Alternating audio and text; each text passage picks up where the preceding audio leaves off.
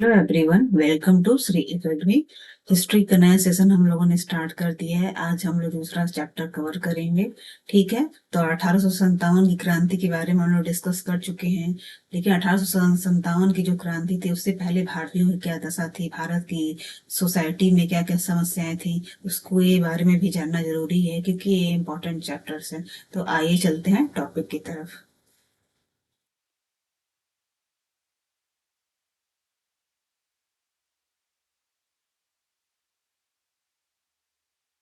तो 1857 की क्रांति के बारे में हम लोग डिस्कस कर चुके हैं।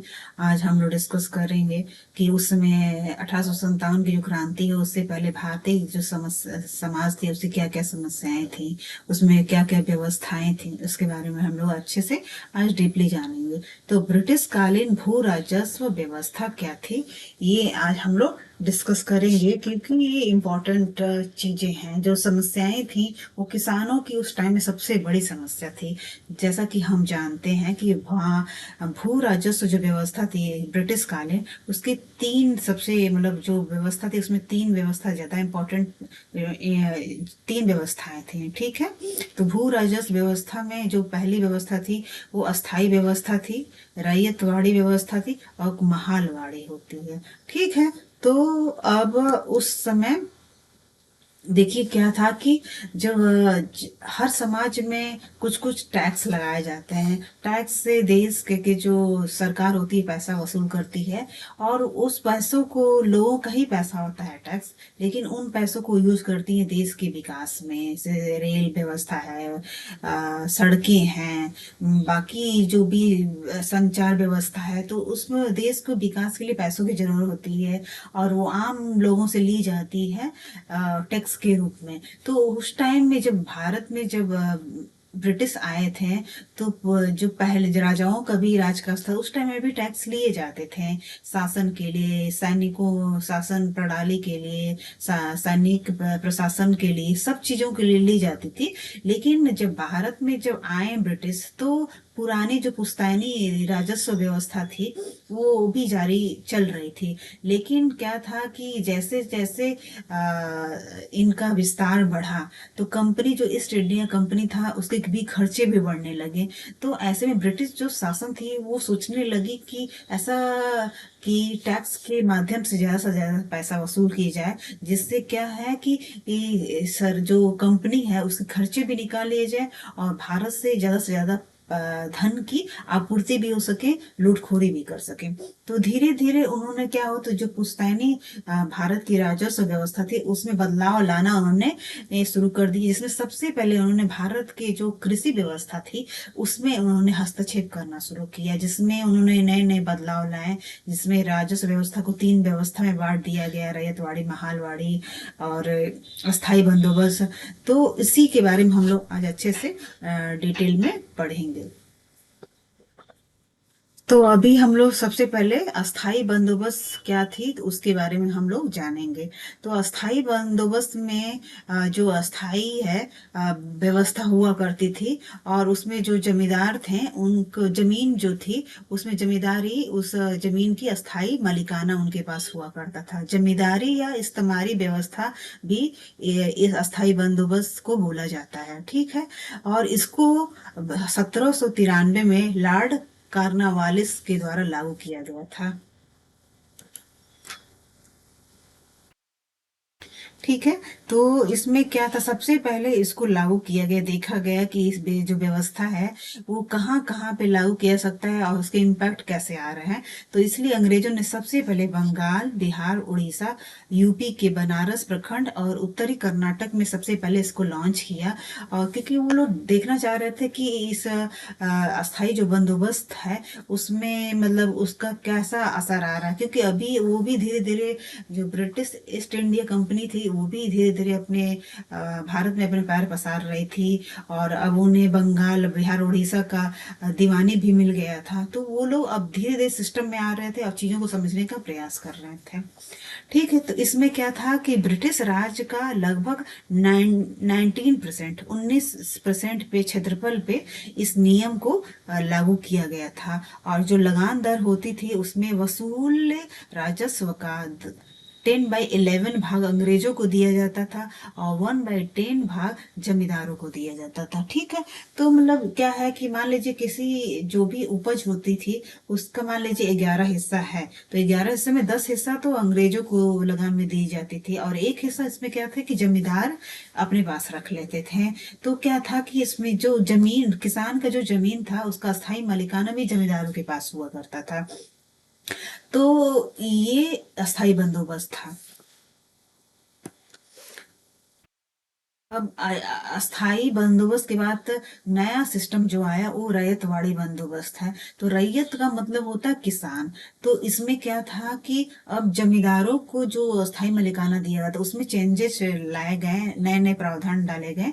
उसमें अब क्या कि जमींदारों को बीच में, जमींदार किसान और ब्रिटिश के बीच में जमींदार मीडिएटर बन जाते थे और बहुत सारा धन भी इधर उधर हो रहा था। तो अंग्रेजों ने सोचा कि जमींदारी ये जो व्यवस्था है उसको भी हटा दिया जाए। अब उन्होंने क्या हुआ कि किसानों को भी उन जिनकी जमीन होती थी उन्हीं को अस्थाई मालिक बना दिया। ठीक है, इसको टॉमस मुनरो द्वारा लागू किया गया था 1820 में और किसान ही अपनी जमीन के अस्थाई मालिक हुआ करते थे। इसको सबसे पहले मद्रास, बम्बई और आसाम के कुछ एरिया में लागू किया गया और ये जो एरिया थे जिसमें लागू किया गया वो ब्रिटिश राज का लगभग 51%, मतलब ब्रिटिश राज मान लीजिए उसमें भारत में अगर जितना भी फैला तो उसका आधे हिस्से पे इस कानून को लागू किया गया था, राजस्व व्यवस्था को। और इसमें जो लगान दर होती थी उपज का, जो भी उपज होती थी उसका 33 से 50% तक ये लोग लगान दर में ले लिया करते थे। सोचिए, तो मतलब जो भी किसान कमा मेहनत से उपज करता था उसका आधा, लगभग आधा % तो लगान में दे दिया जाता था। फिर उसकी अपनी डेली जो यूजेज, अपनी जरूरतें हैं, परिवार का खर्चा है, कोई बीमारी है, समस्या है, तो फिर ऐसे में धीरे धीरे क्या है इस सिस्टम ने किसानों को कम्प्लीटली चूस लिया। इवन इतने किसान धीरे धीरे अपने देश में इतने गरीब होते गए कि उनकी जो पुश्तैनी जमीनें थी वो भी उनके हाथ से निकलती जा रही थी। ठीक है, महालवाड़ी बंदोबस्त। महालवाड़ी बंदोबस्त में क्या होता है, महाल का मतलब होता है गांव और इसको 1822 में हॉल्ट हेस्टिंग्स द्वारा लागू किया गया था। इसमें जो भूमि पर गांव का स्थायी मालिकाना होता था, जो गांव था, एक गांव था और उसका स्थायी जो मालिकाना पूरे गांव का होता था। और उसमें क्या होता था कि इस बंदोबस्त में था कि गांव का जो मुखिया होने का दावा करता था और वो ब्रिटिश राज में आपस में सूझबूझ से बातचीत हो जाती थी और पूरे गांव पे पूरे गांव को वो टैक्स देना था। ऐसा नहीं था कि पर्टिकुलर एक ही किसान देगा, पूरे गांव पे एक टैक्स लगता था और उसको देने की जिम्मेदारी पूरे गांव की थी। और ये जो बंदोबस्त की जो आपस में जो बातचीत होती थी वो ब्रिटिश राज और जो गांव का जो प्रमुख था उसके बीच में होती थी। इसको जो लागू किया गया था आगरा, पंजाब, मध्य प्रांत में। ठीक है, तो इसको लागू किया गया था और ये ब्रिटिश राज का लगभग 30% हिस्से पे इसको लागू किया गया था।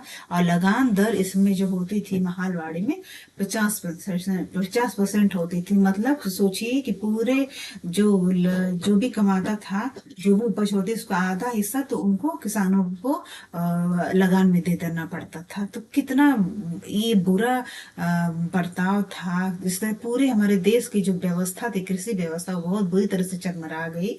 और जो किसान वो गरीब हो गए, उनकी जमीनें छीन गई, वो कर्जे में रहने लगे। तो इस तरह उन्होंने, अंग्रेजों ने भारतीयों की पूरी, मतलब किसानों की पूरा, मतलब बुरी तरीके से चूस लिया।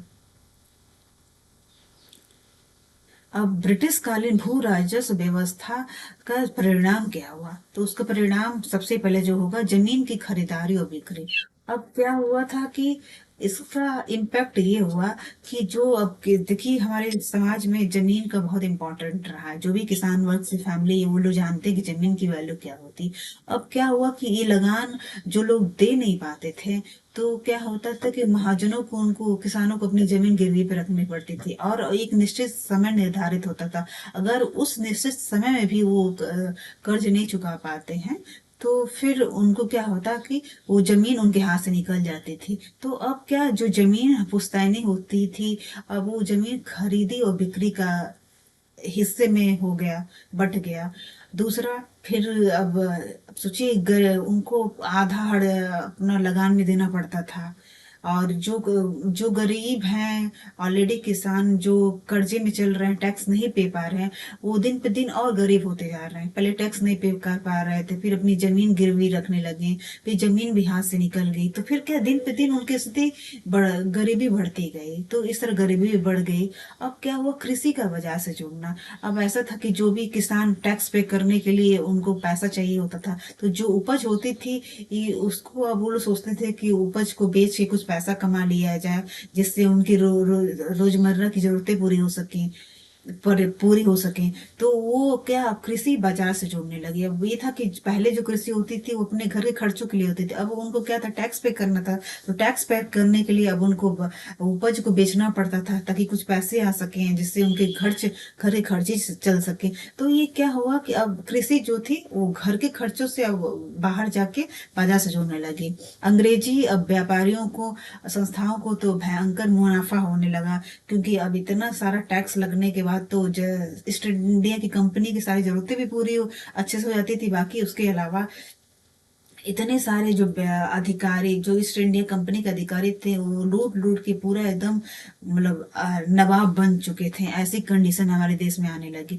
तो अंग्रेजी व्यापार संस्थाओं को मुनाफा होने लगा और भारतीय किसानों को नुकसान होने लगा। तो जो कि हम लोग बहुत अच्छे से समझ सकते हैं, जिस देश का जो विकास होता है वो किसानों से शुरुआत होती है। जब किसान ही वर्ग इतना गरीब है, त्रस्त है, उसको इतनी सारी समस्याएं झेलनी पड़ रही हैं, तो फिर उस देश का तो मतलब क्या, उस देश की हालत तो बहुत बदतर सिचुएशन है। अब उसमें भारतीय उद्योग और व्यापार क्या थे, तो उसके बारे में भी हम लोग समझते हैं। तो भारत की औद्योगिक आबादी जो है, उसको उस टाइम में दो हिस्से में हम लोग बांट सकते हैं। पहले गांव के दस्तकार थे और विशिष्ट वस्तु बनाने वाले शिल्पकार थे। अब गांव के जो दस्तकार थे वो पैतृक हुआ करते थे, जैसे बढ़ई, कुम्हार, जुलाहे, ये क्या होते हैं, पैतृक होते हैं। और ये गांव के जो दस्तकार होते हैं, इनका जो निवास स्थान भी होता है पैतृक, अपने गांव में ही रहते थे, ठीक है। ऐसे जो शिल्पकार थे वो भी पैतृक हुआ करते थे। वो सूती, रेशम, मलमल, पीतल, तांबा, सोना, चांदी की वस्तुएं बनाने वाले, बनाने में एक्सपर्ट हुआ करते थे। वो लोग स्पेशली उस टाइम में ढाका, कृष्णनगर, बनारस, लखनऊ, सूरत, अहमदाबाद, मदुरई, इन सब शहरों में रहा करते थे। और जो कुछ जो शिल्पकार थे वो जहाज निर्माण क्षेत्र में भी थे, जो कि गोवा, सूरत, ढाका, मछलीपट्टनम, सतगांव, चटगांव में भी निवास करते थे। तो भारत की जो औद्योगिक आबादी थी वो दो हिस्सों में बटी हुई थी। पहला था गांव के दस्तकार थे, जो गांव में ही रहते थे, अपने पैतृक काम करते थे। विशिष्ट वस्तु बनाने वाले शिल्पकार थे, ये लोग भी पैतृक थे। इन कुछ दर पुर इन पैतृक का मतलब क्या होता है कि जो जनरेशन वाइज जो चीजें, जो कलाएं हैं वो आगे बढ़ती रहती हैं। जैसे मान लो किसी की, मेरे फादर ने जो काम किया वही मैं भी करूंगी, फिर मेरे बच्चे भी करेंगे, तो ये भी पैतृक था, दोनों पैतृक ही थे। लेकिन ये जो गांव के दस्तकार थे ये अपने गांव में भी निवास करते थे। और ये शिल्पकार थे,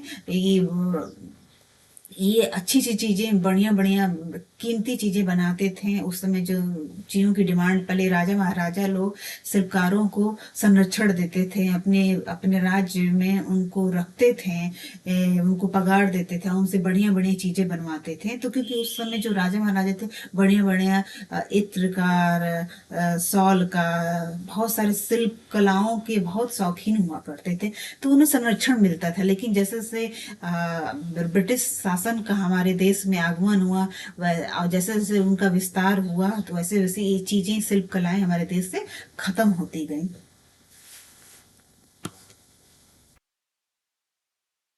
अब भारतीय उद्योगों के पतन का कारण, तो राजे रजवाड़ों का खत्म होना। जैसा कि मैंने अभी बताया कि राजे रजवाड़े लोग जो थे वो शिल्पकारों को, दस्तकारों को संरक्षण दिया करते थे, पगार दिया करते थे, और ये लोग काम करते थे, अच्छी अच्छी चीजें, कीमती चीजें बनाते थे राजा महाराजाओं के लिए। लेकिन जैसे जैसे सहायक संधि आई, विलय नीति आई, तो क्या होता कि भारतीय रजवाड़े जो थे, राजा महाराजाओं का राजकाज खत्म होता गया, और ये लोगों की जो पैतृक, ये जो इनका जो कलाएं थी, वो भी खत्म होती गई, क्योंकि रजवाड़ों को संरक्षण भी नहीं मिलना बंद हो गया।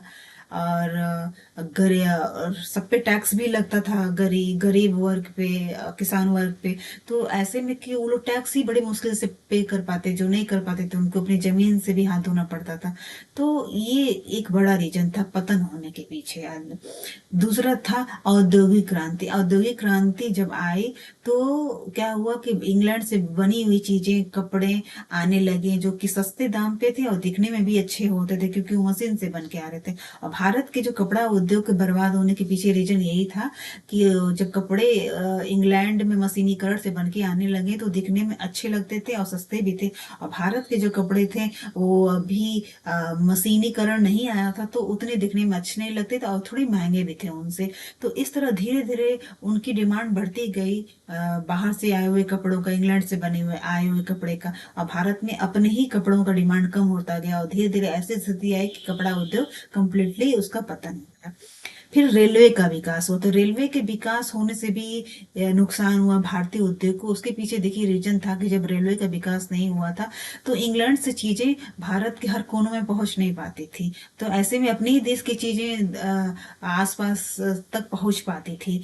तो अपने ही देश की चीजें यूज हो रही थी, तो कहीं ना कहीं देश की चीजें यूज हो रही थी, तो देश का ही विकास हो रहा था। लेकिन औद्योगिक क्रांति आने से, रेलवे का विकास होने से, कि सबसे बड़ा जो नुकसान हुआ कि बाहर से चीजें, विदेशों से चीजें इंडिया में आने लगी, इंग्लैंड से। ब्रिटिश शासक जो थे वो भारत से कच्चा माल, कपास लेके जाते थे, वहां से कपड़े बनते थे, और वहां से, और फिर ये इंडिया जो एक मार्केट भी बना, इंडिया कच्चे माल का भी साधन बन गया, और उनको जो संसार जो उनका जो व्यापार था, उसका व्यापार का भी एक बहुत बड़ा स्थान बन गया। तो क्या कच्चे माल यहाँ से, कपास से ये लोग सस्ते दाम पे लेके जाते थे इंग्लैंड, और वहां से कपड़े बन के इंडिया में आते थे। तो इस तरह क्या हुआ, रेलवे के विकास से हर चीजें देश के कोने में पहुंचने लगी। तो अपने ही देश की चीजें अब लोगों को पसंद भी नहीं आ रही थी। और रेलवे के विकास से कोने कोने पहुंचने से क्या हुआ कि ब्रिटिश अंग्रेजों को इंडिया बहुत बड़ा मार्केट भी मिल गया, तो अपनी चीजें बेचने के लिए। तो ये भारतीय उद्योग के पतन का भी बहुत बड़ा कारण बना। भारतीय शासकों का पतन, भारतीय जो शासक थे, मतलब वही जो राजा रजवाड़े थे, उनका पतन होने से हमारे जो सिस्टम है, जो शिल्पकार थे, जो अ, जो सिस्टम था, जो अभिजात वर्ग था, अभिजात वर्ग मतलब श्रेष्ठ वर्ग, समाज में किसी क्षेत्र में जो प्रतिष्ठित लोग होते हैं, अधिकारी होते हैं, उनको अभिजात वर्ग बोलते हैं। तो जब भारतीय शासकों का पतन हुआ सहायक संधि के द्वारा, तो क्या हुआ कि वो अभिजात वर्ग की जो उनकी जो पावर था वो खत्म हो गया, उनकी संपन्नता खत्म हो गई। तो धीरे धीरे क्या हुआ कि वो राज्य षड्यंत्र का अड्डा बनने लगे। और और नेचुरल सी बात है, किसी समाज में जब बहुत ज्यादा गरीबी आती है, इकोनॉमी स्थिति बहुत खराब होती है, तो उस समाज में बहुत भ्रष्टाचारता भी क्रिएट हो जाती है।